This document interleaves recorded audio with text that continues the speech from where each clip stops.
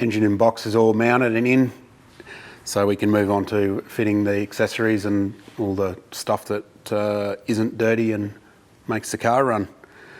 Going to start off with the water pump. It's, we bought a new pump because it probably would have just leaked if we had stuck the old one on, so they're pretty reasonably cheap and plentiful, so give it a good paint job with your good old Hemi Chevy orange. And we even got these gold plated gaskets for it that to match Cam's teeth. He's got some sick grills going on because that's how he rolls. So on she goes.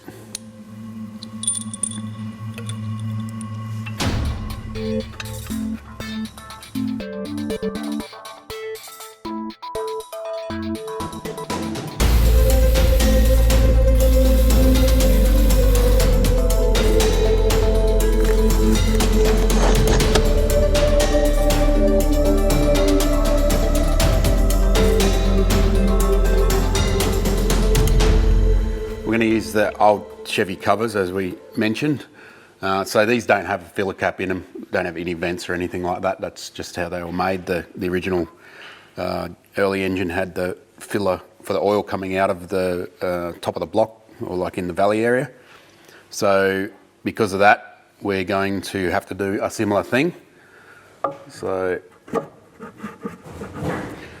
we're going to use this. It's just an aluminium oil cap, that oil filler that I found off an engine somewhere.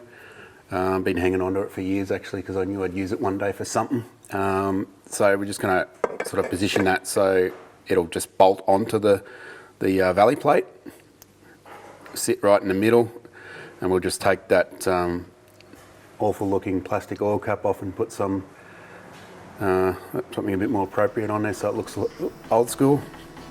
And then we'll be able to put oil in the engine, which is always good.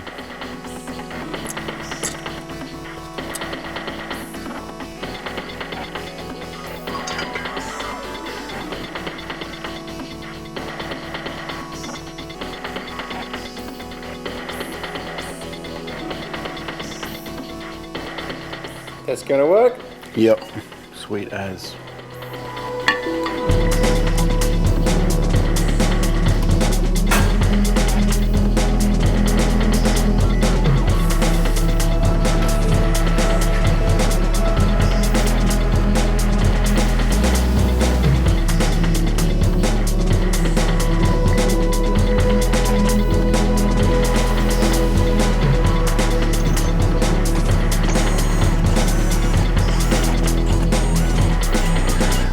Al taps the thread into the oil filler neck and then applies some grease to the mating surface. It's then bolted down so that it leaves a mark on the valley cover and can then be drilled out to the correct size.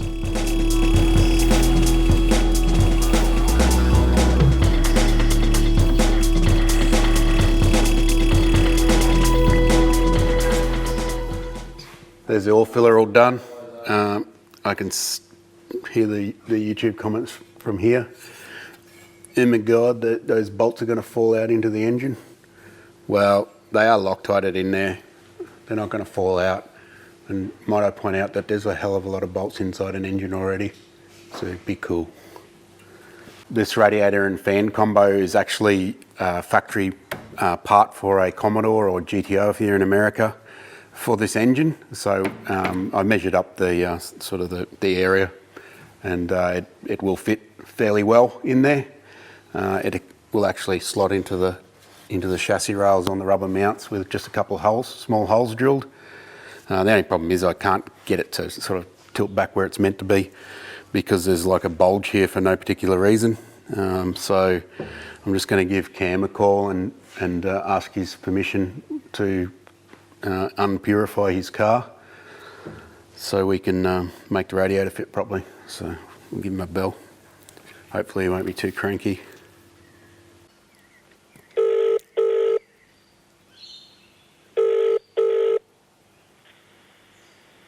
Hola. Yeah, hi, is Cam there, please? No, Mr. Cam not here. No. Is he? Is No. where?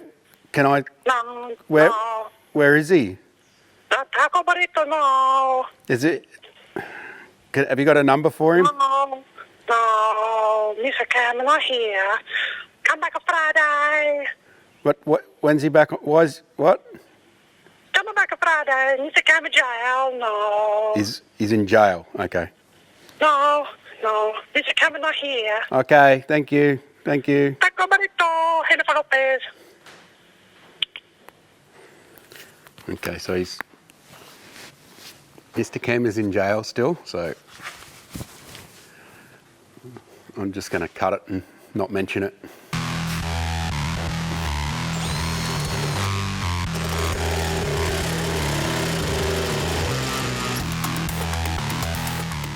Just a bit of rush repair, don't worry about it.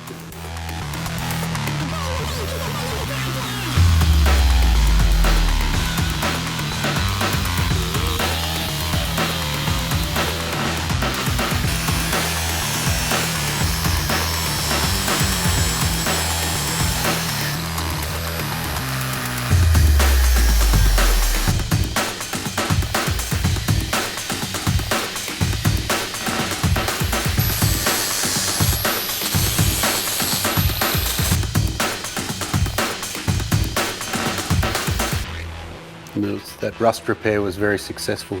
Thanks for asking. What happens if Cam finds out that it's not a rust repair? There'll be no more SKID factory.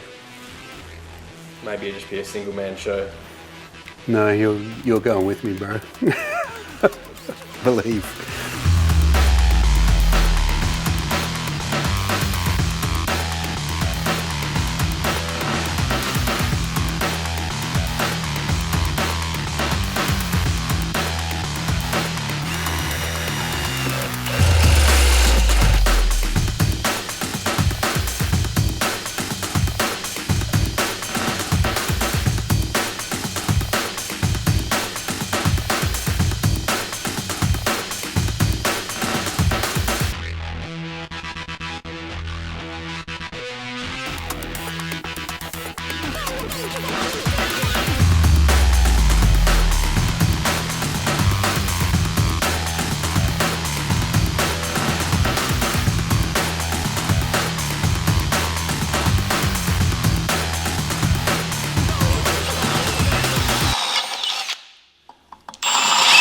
The end jumped the gun. Someone told me to paint it, so I painted it because that's productivity. Productivity, eh? Productivity. Do what Al says when he says to do it, and then redo it later when he forgets to put breathers in.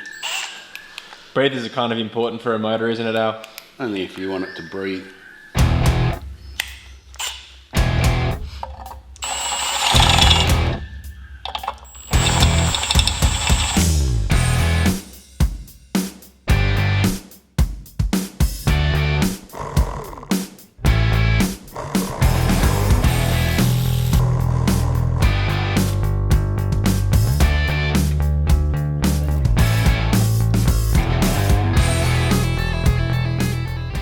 Chevy orange came out pretty good, eh, Al? I think it might be Chrysler Hugger orange. I hope not, because the engine probably won't even run if it's the wrong colour.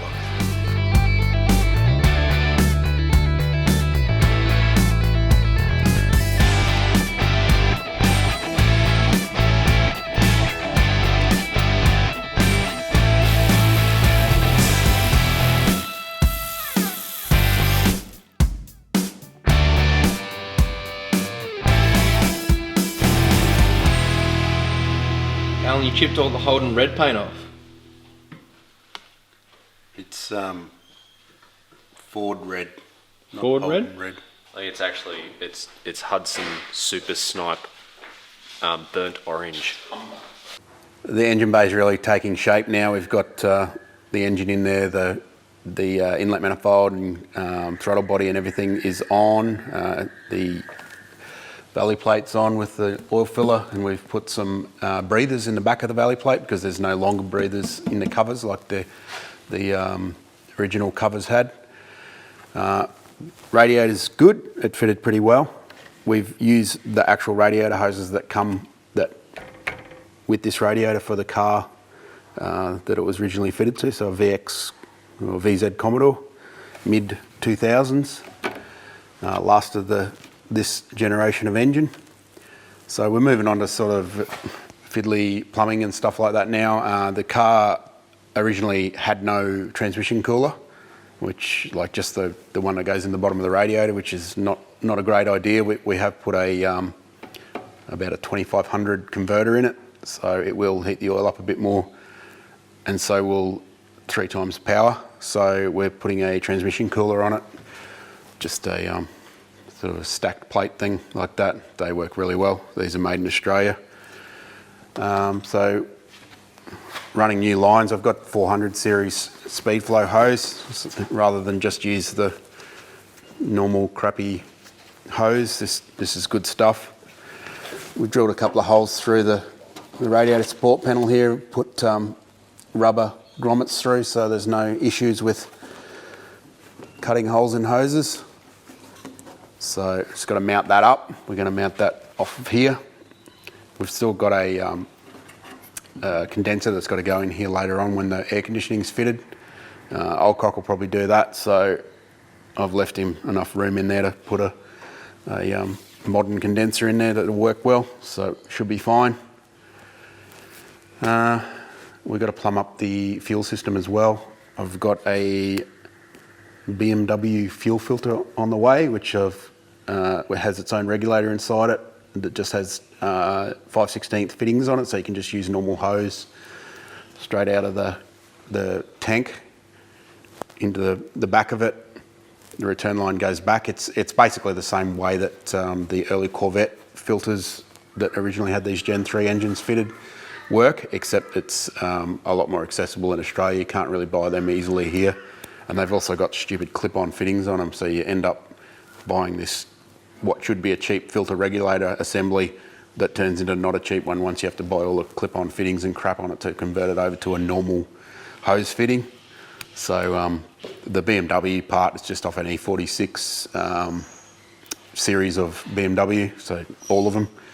It runs about 55 psi, which is pretty right. They're 58 psi on a normal LS PCM. So that should work well and is cheap and accessible. So we'll fit that up the rear of the car. So there's going to be nothing in the engine bay, just a single hose that runs from the original fuel line straight into the throttle body here. It's got its own balance on it, so that the other return hose we've just capped off, and we can just use that to bleed out the system initially when we first turn the pump on. So it's all coming together pretty well. We've got to fill in the cutout that we took out of the back of this side cover because it's got a brake booster in a way. I think Matt's going to do that. He's got some new fancy equipment that he shapes metal with, so he's pretty keen on giving it a go to shape out like a little scoop to weld back into the back of the cover. Of course, there's no rockers protruding into the cover anymore. That's actually taken up by the cylinder head on the later model Gen 3s, so they don't really do anything except make it look like an old engine, which is what we want. So we can easily cut a big scoop out of it and not worry about that. So now it's just down to plumbing. We've got a tail shaft getting made that's both longer and also not as crap as the one that was in the car. So that's going to be ready next week. And as from Dunning-Kruger Motorsport is going to be back tomorrow to continue on the wiring, which is sort of semi-completed. Got to finish off the car wiring, and also we've got to wire up the Haltech ECU to the engine. It's going to be a pretty simple wire up as far as ECUs go, as it's only 4 injector and 2 waste spark coil packs. So that's pretty basic when it comes to wiring up an engine these days. So we'll get into that and continue plumbing.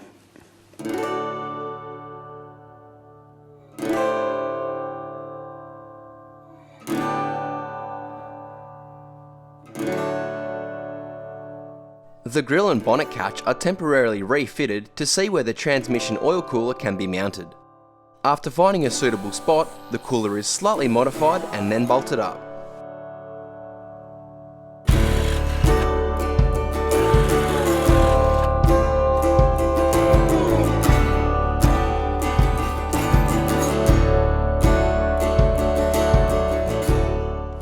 probably the only time you'll ever see me using car wash.